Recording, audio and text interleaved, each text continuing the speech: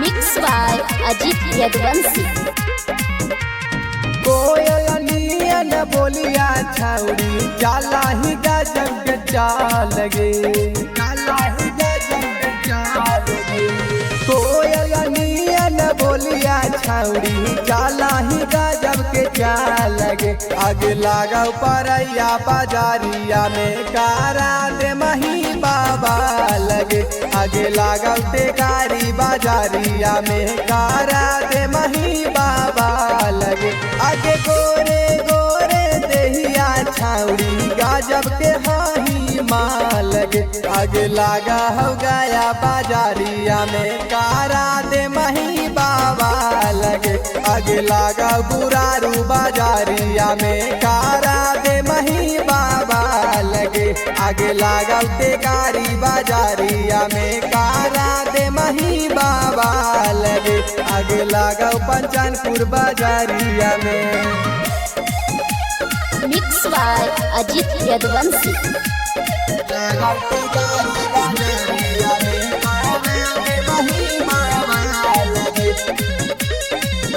आगे पढ़े जाबे जाही छाउड़ी मेडिकल गया सहारिया। आगे चला दे डहारिया छाउड़ा ने मारा थुन ना जारिया। आगे पढ़े जाबा जाही छाउड़ी पंचानपुर टेकारी बाजारिया। आगे चला दे डहारिया छाउड़ा ने मारा हथुन ना जारिया।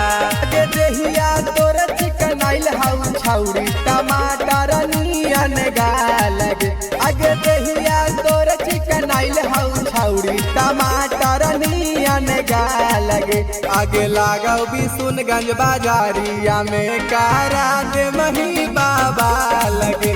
आगे लागा वो वारलेस बाजारिया में कारा दे मही बाबा लगे। आगे लागा कटारी बाजारिया में।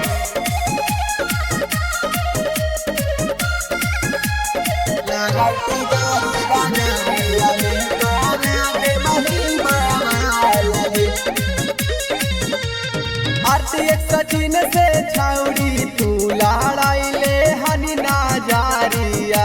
आगे तोरा बैठा के रखा तवा पाना दिल के भीतारिया। आगे राजा सचिन के साथ तू लड़ाइले हनी ना जारिया।